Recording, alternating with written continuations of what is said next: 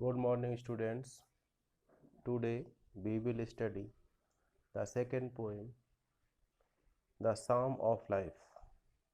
Good morning, विद्यार्थियों। आज हम हाई स्कूल की next poem the psalm of life का अध्ययन करेंगे। पोएम के टाइटल में PSALM बना है। देखने से ऐसा लगता है जैसे कि इस पोएम का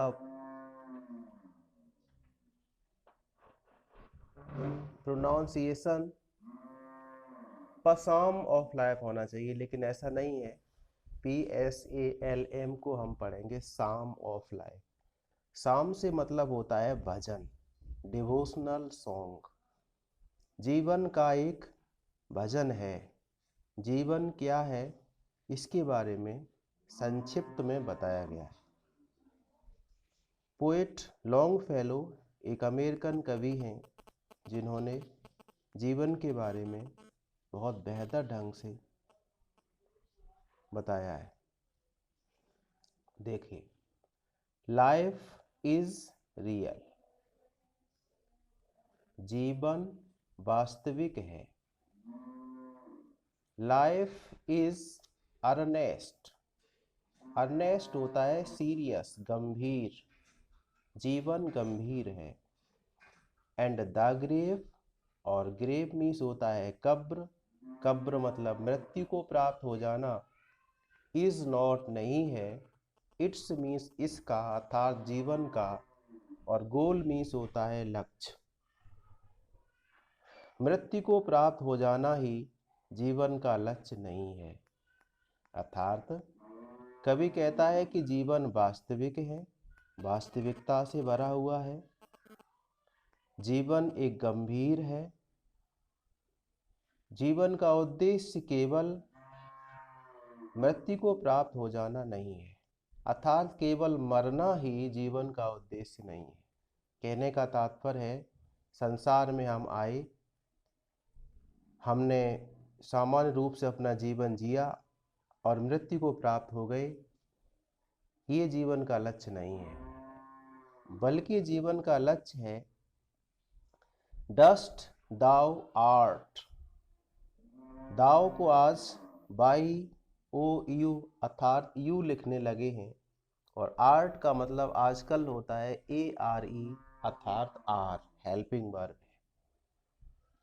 डस्ट मीन्स मिट्टी से, दाव मीन्स तू, आर्ट मीन्स बना है।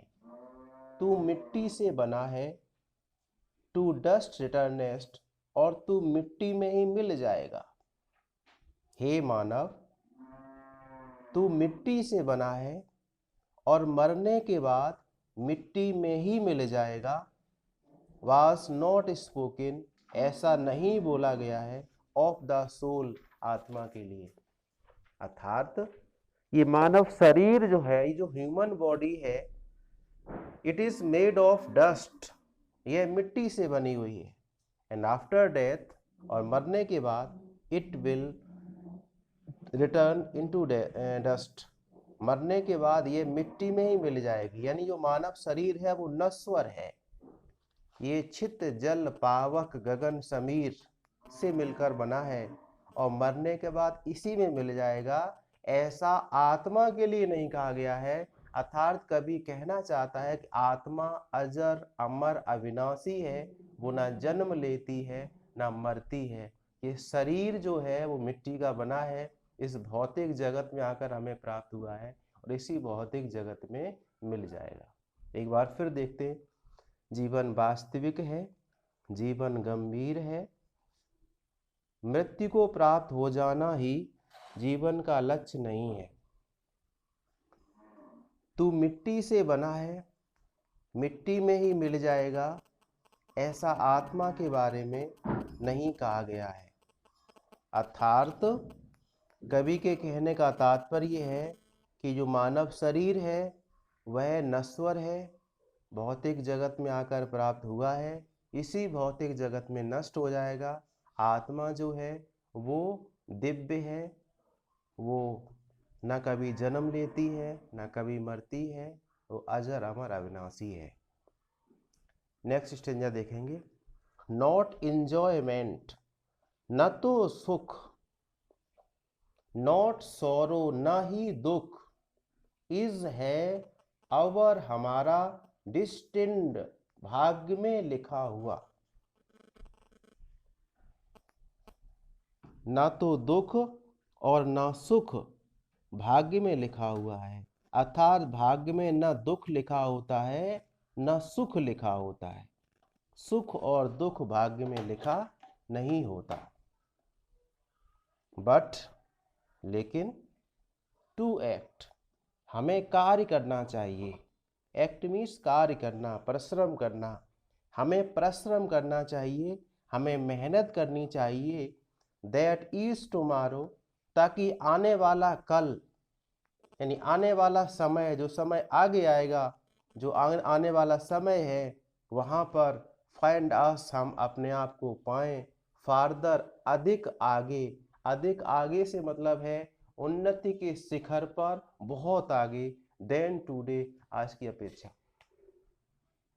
कवि कहता है कि न तो सुख और न ही दुख हमारे भाग्य में लिखे होते हैं, बल्कि हमें चाहिए कि हम आज इस तरह मेहनत करें कि आगे आने वाले कल को हम अपने आप को उन्नति के रास्ते पर, उन्नति के शिखर पर बहुत आगे पाएं। यानी आज हम जहां हैं वहां से कल प्रगति रूपी मार्ग पर बहुत आगे निकल जाएं। इतनी मेहनत हमें आज करनी चाहिए। अर्थात कवि के कहने का तात्पर्य है, यदि हम आज मेहनत करेंगे, यदि हम वर्तमान समय में परिश्रम करेंगे, तो जो आगे आने वाला समय होगा, उस आगे आने वाले समय में हम अपने आप को प्रगति के रास्ते पर, उन्नति के रास्ते पर बहुत आगे पाएंगे। न तो ये हमारे भाग्य में लिखा था, हमने मेहनत की तो हम आने वाले दिनों में उन्नति के शिखर पर आगे पहुंच गए। अर्थात कवि के कहने का मतलब ये हुआ कि सुख और दुख भाग्य में नहीं लिखे होते, बल्कि कर्म के अनुसार होते हैं। यदि हम आज मेहनत करेंगे तो कल अपने आप हम उन्नति को प्राप्त होंगे, सुख को प्राप्त होंगे, हमें सुख मिलेगा। यदि आज हम परिश्रम नहीं करेंगे तो कल को हमें दुख मिलेगा। दुख या सुख हमारे भाग्य में नहीं लिखे थे, बल्कि हमने जिस प्रकार से काम किया उसी के अनुसार हमें दुख या सुख की प्राप्ति हुई है। तीसरा स्टेंजा देखिए। In the world broad field of battle, ये जो संसार है, कवि ने संसार की तुलना कर दी है। ये जो संसार है, ये संसार नहीं है, दुनिया जो है वो ब्रॉड फील्ड ऑफ बैटल है। ब्रॉड मीन्स विस्तृत, लंबा चौड़ा, बहुत बड़ा। फील्ड मीन्स मैदान, और बैटल मीन्स युद्ध का। ये संसार युद्ध का एक बड़ा मैदान है। इन द विवक ऑफ लाइफ, विवक ऑफ लाइफ, और जीवन जो है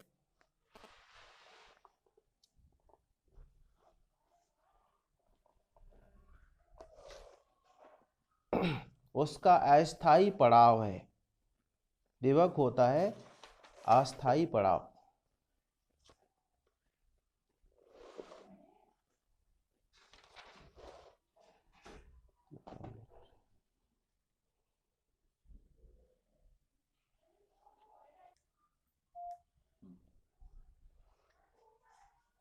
in the world broad field of battle, यह संसार जो है एक विशाल युद्ध का मैदान है, और जो जीवन है वो विवक है, यानी अस्थाई पड़ाव है। जीवन अस्थाई पड़ाव है। संसार जो है वो युद्ध का मैदान है, और जीवन अस्थाई पड़ाव है। पड़ाव क्या होता? जैसे हम सेना है, उसको आज यहाँ युद्ध करना था, यहाँ उसने विजय प्राप्त कर ली, अब कल उसे दूसरी जगह जाना है, तो सेना जो कूच करती है, अब दूसरी जगह जाना है, वो दूसरी जगह मान लीजिएगा 500 किलोमीटर दूर है, 800 किलोमीटर दूर है। सेना एक दिन में नहीं पहुंचती, रास्ते में कहीं विश्राम करती है, कहीं रुक जाती है, टेंट तंबू लगा लेती है, सेना रुक जाती है 1 दिन के लिए, 2 दिन के लिए। तो वही पड़ाव होता है। तो जीवन जो है वो अस्थाई पड़ाव है। और जो संसार जो है वो युद्ध का मैदान है। आगे देखिए, बी नॉट मत बनो, लाइक डम्ब, डम्ब होता है गूंगे बहरे, गूंगे बहरे मत बनो, मूक मत बनो, ड्राइव इन कैटल, खदेड़े गए भगाए गए पशु मत बनो, गूंगे बहरे और भगाए गए पशु मत बनो, बल्कि बी अ हीरो, हीरो से मतलब होता है बहादुर व्यक्ति जो परेशानियों से लड़ता है, वो हीरो होता है। हीरो मतलब बड़े बड़े बालों वाला नहीं कि जिसके बाल बहुत बड़े हैं, चश्मा लगाता है, टोपी लगाता है, हीरो हो गया। नो, हीरो से मतलब होता है बहादुर व्यक्ति जो कष्टों से परेशानियों से लड़ता है और सच्चाई का रास्ता नहीं छोड़ता, उसको कहते हैं हीरो। तो कवि कहता है कि आप गूंगे बहरे मूक मत बने, आप भगाए गए खदेड़े गए पशु ना बने, बल्कि एक बहादुर व्यक्ति बने और बहादुर व्यक्ति बनकर के स्ट्राइव करें। स्ट्राइव होता है स्ट्रगल, और संघर्ष करें। संसार है, जीवन है, आपत्ति विपत्ति इसमें आती हैं। तो कवि कहता है कि इस संसार में हम गूंगे बहरे व्यक्ति बनकर ना रहें, हम खदेड़े हुए पशु ना बने, बल्कि एक बहादुर व्यक्ति बने और संघर्ष करें। जो भी हमारे जीवन में आपत्ति विपत्ति परेशानियां आती हैं उनका मुकाबला करें, उन पर विजय प्राप्त करें। इस प्रकार का हमें बनना है। एक बार फिर देखिए, यह संसार युद्ध का विशाल मैदान है, जीवन एक अस्थायी पड़ाव है, गूंगे बहरे और भगाए गए पशु मत बनो, बल्कि एक बहादुर व्यक्ति बनो और जीवन की कठिनाइयों से संघर्ष करके आगे बढ़ने का प्रयास करो। आगे देखिए, let us then be up and doing,